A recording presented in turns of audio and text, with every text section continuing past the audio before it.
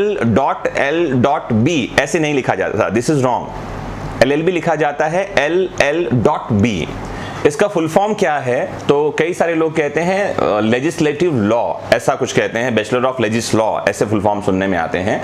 तो ये एक लैटिन फ्रेज है, तो इसका फुल फॉर्म है लेक्स लेगम बैक्लोरस।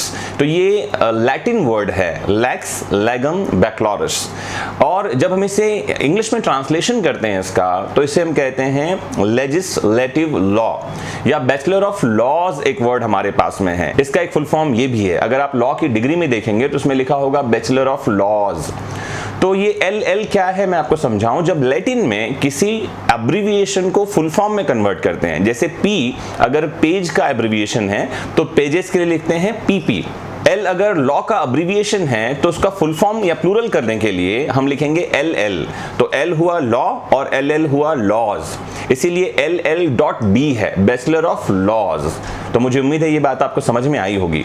ठीक वैसे ही LLM जब लिखते हैं तो LL.M लिखते हैं, जिसका फुल फॉर्म है लेक्स लेगम मैजिस्टर या मास्टर ऑफ लॉज। LL जो है मैंने बताया ये शॉर्ट फॉर्म है, अब्रिविएशन है लॉज के लिए, और ये लैटिन अब्रिविएशन है। तो LLB आपने कर लिया है। आइए जानते हैं आप LLB के बाद क्या क्या कर सकते हैं।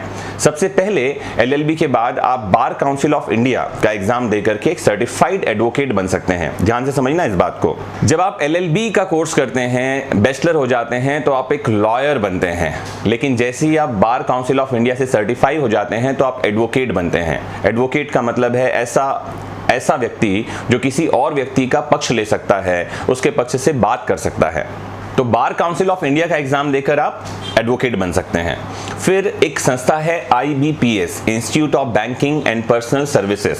ये संस्था बैंक्स में स्पेशल ऑफिसर लॉ के लिए अपॉइंटमेंट करती है। हर साल वैकेंसी आती है, बहुत कम लोगों को ये जानकारी है। मैं इस प्लेटफॉर्म पे आपको ये जानकारी दे रहा हूँ कि IBPS जब कभी वैकेंसी निकालती है तो स्पेशल ऑफिसर लॉ के पोस्ट होते हैं, आप इस पोस्ट पर जा सकते हैं। तो IBPS के एग्जाम के माध्यम से आप बैंक्स में स्पेशल ऑफिसर बन सकते हैं, और बैंकिंग के जो लीगल पैनल होते हैं नेशनलाइज्ड बैंक में, उनमें एज ए एडवोकेट आप बैंकों को सेवा दे सकते हैं।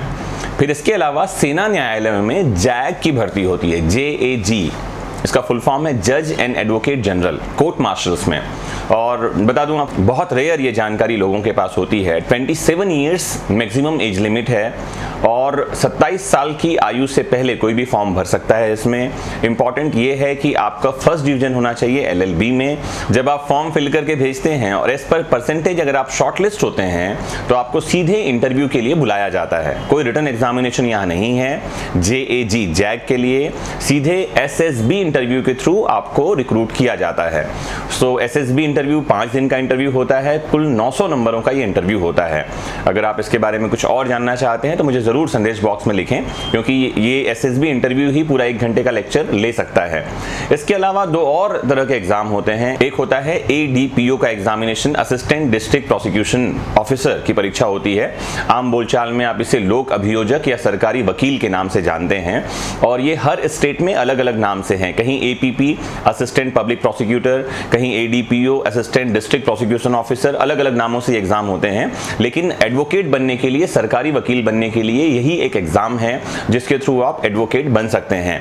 अगर आप MP ADPO की बात करेंगे तो इसमें 32 सब्जेक्ट्स हैं जिनमें कि एग्जाम होता है, ऑब्जेक्टिव एग्जाम ही होता है। अगर आप ऑब्जेक्टिव एग्जाम में क्वालिफाई करते हैं और मेरिट में आते हैं तो आपको इंटरव्यू देने का मौका मिलता है, और सीधे ही आप ADPO के पद पर पदस्थ होते हैं। ये जो ADPO होते हैं या APP होते हैं, इनका काम होता है मजिस्ट्रेट्स के कोर्ट में अभियोजन का संचालन करना, प्रोसिक्यूशन कंडक्ट करना मजिस्ट्रेट्स के कोर्ट्स में। तो ये कुछ एग्जाम्स हैं। इसके अलावा जो इस पोस्ट में आने के बाद एक और काम आप कर सकते हैं, वो है प्राइवेट कंपनीज में, मल्टीनेशनल कंपनीज में एडवोकेट्स के पैनल होते हैं जिसको आप ज्वाइन कर सकते हैं। तो आजकल जितने भी मल्टीनेशनल कंपनीज हैं या प्राइवेट सेक्टर में जो बड़े काम कर रहे हैं, वो अपने यहाँ पर में एडवोकेट्स को हायर करते हैं। जो उनके रोजमर्रा के मामले हैं, कॉपीराइट के केसेस हैं, ट्रेडमार्क के केसेस हैं, या किसी और तरह की बातें हैं, 138 के केसेस हैं, अगर लोन दिया है किसी को तो पैसे वसूलने हैं, इस तरह के कार्यों में इन एडवोकेट्स की मदद ली जाती है। और इन सब के बाद आता है LLB एग्जाम करने का सबसे चार्मिंग करियर, जो मैक्सिमम लोग LLB करते हैं इस करियर के लिए करते हैं, और यह है जज बनना। तो सिविल जज का एग्जाम होता है मध्य प्रदेश छत्तीसगढ़ में, और अगर यूपी में चले जाएं तो PCSJ का एग्जाम होता है। ऑल इंडिया जो है कोई एग्जाम स्पेशली नहीं हो रही है अभी, तो judicial services exam all India level पे नहीं होती है, स्टेट वाइज होती है। तो 2006 से हर स्टेट में ये एग्जाम कंडक्ट करवाई जा रही है, जिसके थ्रू आप सिविल जज क्लास 2 के पोस्ट पर जाते हैं। ये एंट्री लेवल एग्जामिनेशन है। इसके अलावा जब हायर लेवल पे जाते हैं तो ADJ का एग्जाम होता है। तो ये CJ और ADJ, CJ entry level examination है और ADJ हायर लेवल एग्जामिनेशन है। तो इन दोनों ही पदों पर आप जा सकते हैं। जो सिविल जज का एग्जाम होता है, इसके लिए मिनिमम क्वालिफिकेशन होती है LLB की डिग्री। अगर आपने LLB कर रखा है तो आप सिविल जज के एग्जाम में अपीयर हो सकते हैं। मैक्सिमम एज लिमिट की अगर बात करें तो MP में 35 ईयर्स है। लेकिन वहीं अगर आप ADJ के एग्जाम के लिए जाना चाहते हैं तो मिनिमम जो क्वालिफिकेशन है वो है LLB के साथ 7 वर्षों का अधिवक्ता होने का अनुभव, आपने 7 वर्ष वकालत किया हो। दूसरी इंपॉर्टेंट बात यह है आपकी उम्र कम से कम 35 साल हो और मैक्सिमम जो एज है वो 45 ईयर्स है। आप समझें कि LLB के बाद क्या शानदार करियर पाथ है कि सिंस वेरी बिगिनिंग, पहले दिन से आपके पास करियर अपॉर्चुनिटी है। 45 साल तक की एज तक आपके पास में ये मौका है कि आप गवर्नमेंट जॉब में जा सकते हैं, और उसके बाद भी उम्र के किसी भी पड़ाव में आप काला कोट डालिए और सीधे चल दीजिए कोर्ट में वकालत करने के लिए। तो एक ऐसा प्रोफेशनल कोर्स है जिसमें कोई भी व्यक्ति बेरोजगार नहीं होता अगर आपके पास नॉलेज है। बहुत इंपॉर्टेंटली बता दूं मैं, डिग्री किसी काम की नहीं है, सिर्फ ज्ञान ही आपको आपका हक दिलाता है, क्योंकि विद्वान जेम्स मैडिसन ने कहा है कि ज्ञान सदैव अज्ञानता पर शासन करेगा, नॉलेज विल रूल। तो इंपॉर्टेंट क्या है, डिग्री के साथ साथ ज्ञान भी बढ़ाइए, और ये चैनल इसी काम में आपकी मदद कर रही है। तो ये बहुत संक्षिप्त में मैंने जानकारी दी आपको कि कौन कौन से करियर ऑप्शन हैं, आप क्या कर सकते हैं, क्या और आपको करना चाहिए। तो ये जुडिशियल सेक्टर के ऑप्शंस थे करियर के। लेकिन अगर आप UPSC लेवल पे जाना चाहते हैं, MPPSC लेवल पे जाना चाहते हैं, सिविल सेवाओं में जाना चाहते हैं, तो भी इस डिग्री के बाद आप UPSC और MPPSC सिविल सेवाओं की तैयारी करके जा सकते हैं। यूनियन पब्लिक सर्विस कमीशन, जिसके थ्रू आप IAS, IPS, IRS, IFS बनते हैं, वहां भी एक ऑप्शनल सब्जेक्ट होता है जिसमें आप मेंस एग्जामिनेशन में law as a optional subject चुन सकते हैं। तो सोचिए क्या शानदार करियर पाथ है।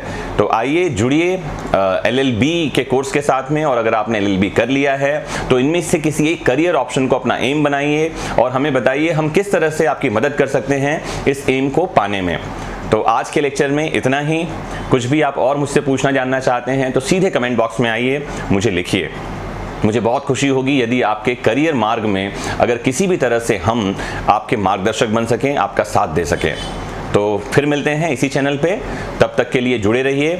अगर आपने अभी तक चैनल सब्सक्राइब नहीं किया है तो सब्सक्राइब करिए, सब्सक्राइब कर लिया है तो बेल आइकॉन क्लिक करना ताकि आपको अपडेट्स मिलते रहें। Bye bye, take care, have a nice time.